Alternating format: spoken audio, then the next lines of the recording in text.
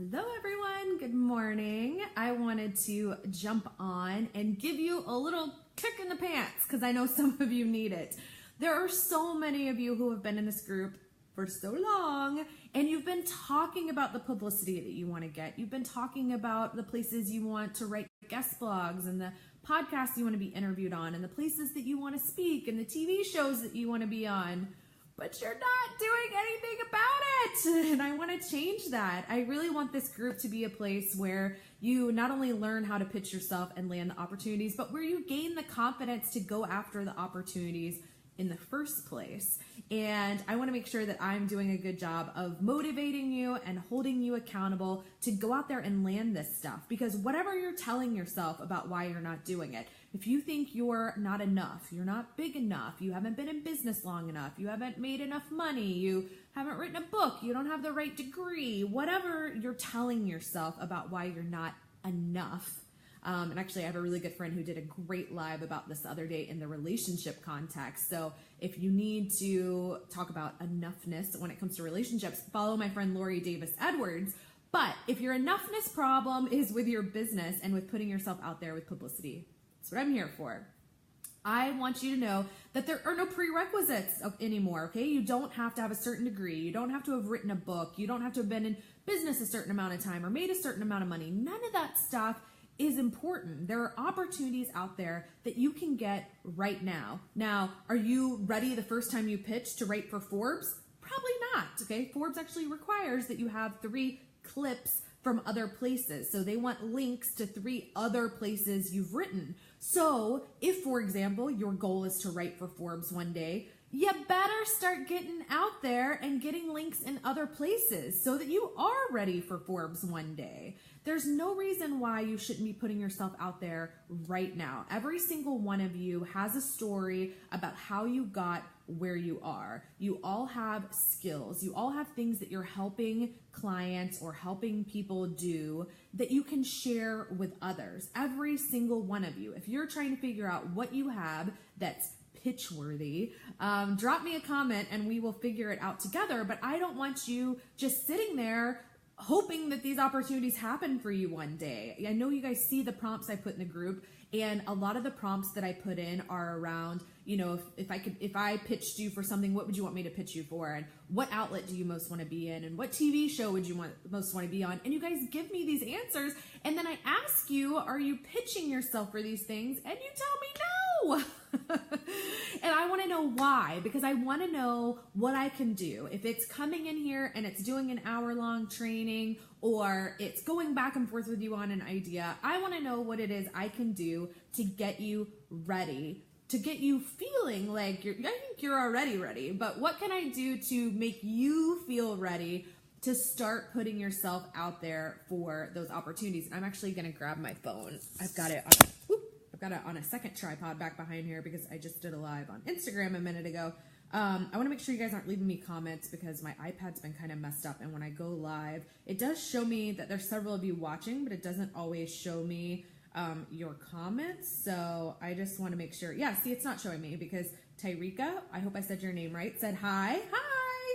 So I just want to make sure that I'm not missing any of those comments. Okay, so you guys tell me what you need. I will figure out how to put it in this group because it's very important to me that you don't just keep hoping for publicity and wishing for it to happen, but that you actually start putting yourself out there and landing those opportunities. And if you are ready to work with me on it and you want me to give you that bigger kick in the pants and show you exactly how to pitch yourself, how to position yourself, how to write the pitches, who to send them to. If you want me to walk you through all that kind of stuff, then my small group program is open for enrollment, and that's where you want to be. If you want to learn more about that and you want to get some of my really juicy tips and tricks, I've got a webinar next week. If you've been on my webinars before, I've actually changed it up a little bit. It's shorter, it's more to the point. I've added some different tips and tricks in. So go to guidemybrand.com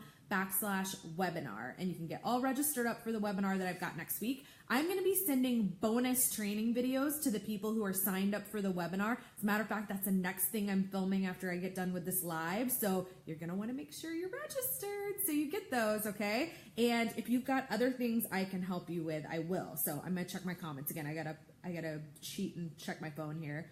Tyrika says, how do you overcome the fear and anxiety that comes with pitching? So usually the root of the fear, if you really like dig down deep with people, is that they don't feel like they're expert enough. They don't feel like they have enough experience or the right experience. They don't feel like they know enough about their topic. They feel like kind of a fraud, or like someone's gonna read it or listen to it, whatever medium you're doing, and they're gonna be like, oh, I know more than that person. Here's how I help clients get over that. You're not world's foremost expert in your field. I'm not world's foremost expert on publicity. I'm not even world's foremost expert on sports business. And I was ESPN's sole sports business reporter for 2 years. I've written 2 books on sports business. I've been paid to speak and consult all over the country. Still wouldn't consider myself a foremost expert. I'm a nationally recognized expert. I am an expert. But I wouldn't say I'm like, I'm not I'm not the like expert. So the way that I pitch myself and the way that I pitch my clients is, you are an expert on your own experience, okay? So don't pitch yourself as world's foremost publicist. Pitch yourself as an expert on your own experience. So when I pitch myself, I talk about the fact that I'm my own best case study. I was a corporate attorney who used PR, guest blogs, podcast and radio interviews, TV appearances, public speaking to transform my career and become ESPN's sports business reporter and get the book deals and the paid speaking and all that kind of stuff, and then transition from that into being a publicist. Okay, there's no other publicist in the world I know who has my same story. I don't know a single other publicist who started as a corporate attorney, then was a national sports broadcaster, and then became a publicist. Okay, so when I go and I write a blog or I do a podcast interview or a TV interview, I come at it from that perspective. Everything is about my experience. It's what I've been through. It's what I did to get where I am. It's the lessons I learned along the way. It's not what some textbook told me. It's not, I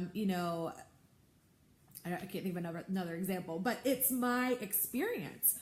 So no one else is an expert on your experience. So if you come at it like that, it doesn't matter who reads the blog or listens to the podcast interview or is sitting back in the back of the room listening to you speak. No one knows more about your experience than you do. You are an expert on your experience, okay? Most of us work with people who are, a month behind us, 6 months behind us, a year behind us, 3 years behind us, particularly those of you who are coaches and consultants.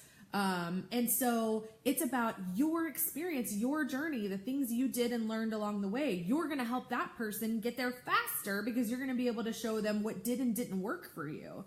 Tyrika, I don't know you well enough yet to, and I see you had another comment come in. I don't know you well enough to know what you do, so feel free to drop that down in the comments, and I can kind of talk you through some ideas. But you said, yes, I can work with that. That's the realization I recently came to.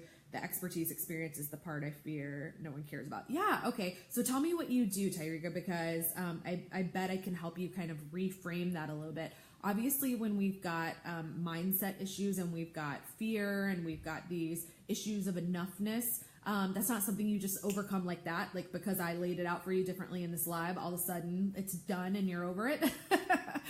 But I just want to show you how I reframe it for my clients.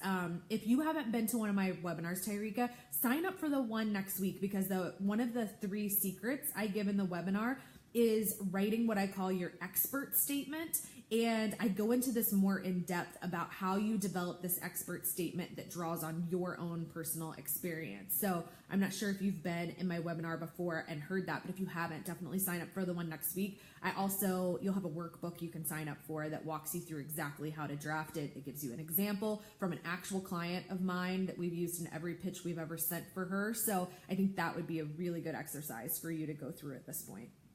Okay, you said you do book marketing, promotion, and digital strategy. Yeah, so I would start by asking yourself, why did you get into that? Why are you passionate about it? What are the things you bring to the table in your experience that maybe make you a little bit different from someone else who does it?